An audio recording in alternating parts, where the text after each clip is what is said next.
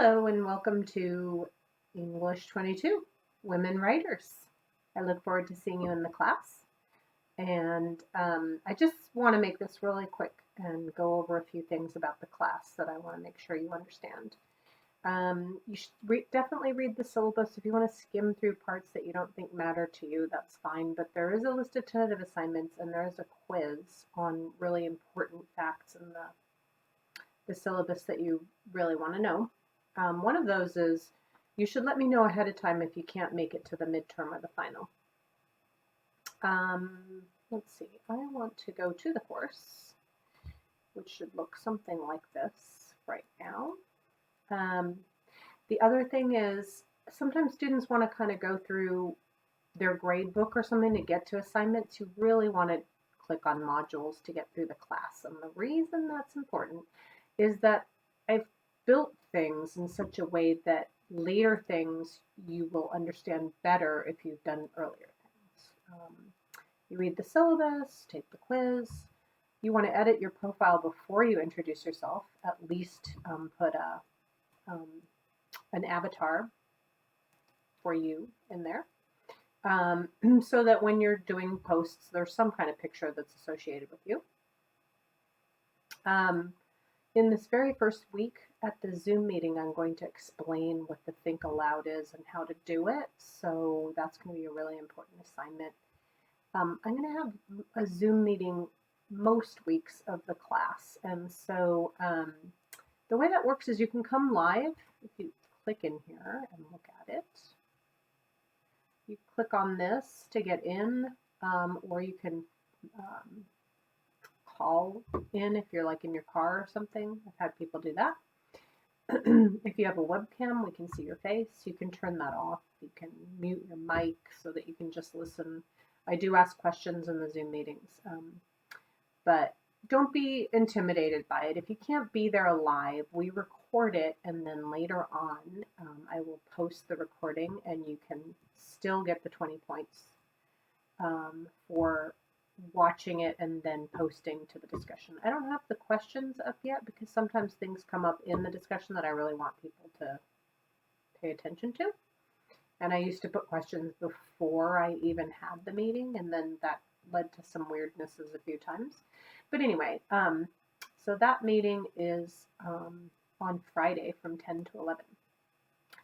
And I guess this doesn't really say that it's Friday, so I should definitely write that down in the thing. It's on your list of tentative assignments, which is in the syllabus too. So if you go to, yeah, it is January 10th is mentioned here, but I'll probably change that before the night is up. But if you go to read the syllabus and take the quiz, you click on the syllabus, or you could just click on it over here. And I used to copy and paste it into this area so you could just see it, and that there's something nice about that, but because there's a likelihood I'll have to change things in the list of tentative assignments, I decided to just do it as a document. Also, this makes it easier for you to print it. So when you're reading this, make sure you click and open it. I have it in PDF form and also in Word. You can click on this upper part if you're in Word to see this better. I don't know why it always grays one or the other, I guess just to make it clear to you what you're doing. But if you go down to about page 5, the early parts talk about the books and grading, etc., and how to get help and how to contact me. But then you get to this list of tentative assignments, which is pretty darn useful. It explains how to read itself in this early part, and then what these units are called, and the main things that are due in the weeks coming. Now, things will change more quickly in modules than they will on a document like this, so I would keep on checking modules. You should check in at least twice a week. But the way I've arranged it is that I have due dates for you. For example, here it says that the syllabus and the quiz are due Monday, January 6th. And if you turn that in, if you do the quiz on that day, it's not going to show, it's not going to look like it's late. But things are not really late as long as you get them in before 11:59 p.m. because that's the default time the course gives. Um, basically midnight. If you have everything from the first weekend by Sunday, there will be no points deducted for that. It just really will work better both for you and me if you slowly do things instead of trying to cram everything on the weekend. But I find that sometimes my students are working 40 hours a week and they have kids and they really can't get to much except for on the weekends. So there are classes where I really don't have the luxury of collecting all the work at once, but in this one I've decided to set it up this way. I hope you don't all turn everything on Sunday because I will have quite the Monday ahead of me if that happens. If it trickles in, I can give you more quality comments. And people are generally better off learning things not in gigantic lumps, but sort of gradually. So keep that in mind when you're thinking about when you're going to do things. And so that's the main stuff. I want you to make sure that you can do the midterm and the final on the date that I've listed. The midterm is on Wednesday, February 12th. The final exam is on Wednesday, the 25th. Now, those are days that you usually work or you just know you're not going to be able to do it. It is for a 24-hour period on those days. So in other words, it'll be open so that you can take it starting at 12:01 a.m. on Wednesday, March 25th for the final. And then you can take it for a three hours if you need 3 hours in the middle of the night.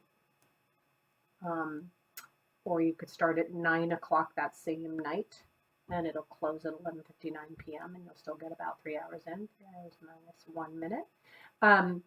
So you have quite a bit of flexibility on that day. If you're somebody who can only do work at night, it'll still work for you. But if you just know that day is not going to work for me, let me know as soon as you can because I've got to reset it. At least a week before the test, I should know. And then if there's some emergency on that day, please contact me so I don't drop you from the class. By the final, I can't drop you, but I think it's the midterm still comes before the withdrawal due date or something. So the other thing is if you're not appearing in the course for a whole week, I might drop you.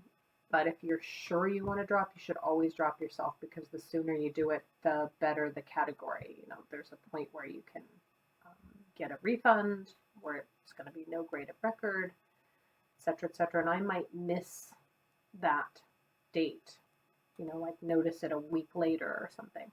So those are some important things to keep in mind. But if you read the syllabus, or at least skim through it and looking at the grades and all that, you should be fine.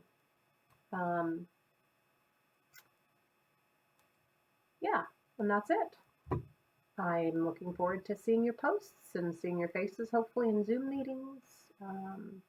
And you'll hear a lot more about what we'll be doing in the class as you go along.